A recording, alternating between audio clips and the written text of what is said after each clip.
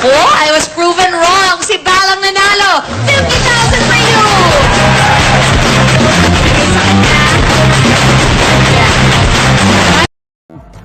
Dito tayo. Go. Okay.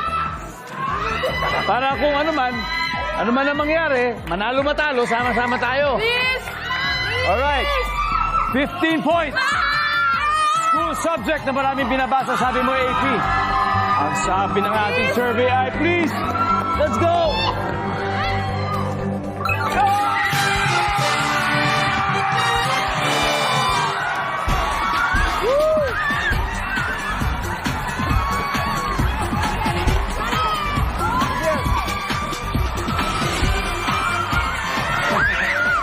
Ang top answer doon ay English. English ang top answer. Panalo pa by extra 1 point. Congratulations, Witty Warriors. You've won a total of 200,000 pesos. Pero siyempre, alam nyo, panalo rin kami dahil sobrang galing ninyo. Alam nyo, panalo rin kami at pinaunlakan ninyo ang aming imbitasyon. Kaya thank you sa inyo. Jordan, anong masasabi ninyo sa experience dito sa Family Feud? Sobra pong saya. Nakaka-nervous pa, nakakaiyak, pero sobra pong nakakasaya talaga. At syempre, Eya. O, di ba? Mukhang magiging sobrang bright ang future ninyong lahat. Keep it up. Keep it up. Muli, maraming salamat. Ako po si Ding Dong Dantes, araw-araw na maghahatid ng set pa premyo. Kaya makihulat manalo dito sa Family!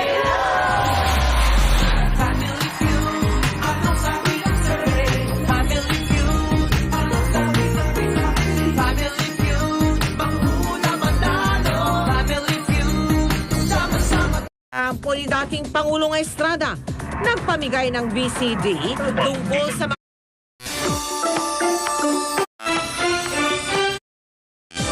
Mel Tiangco po. Front Page.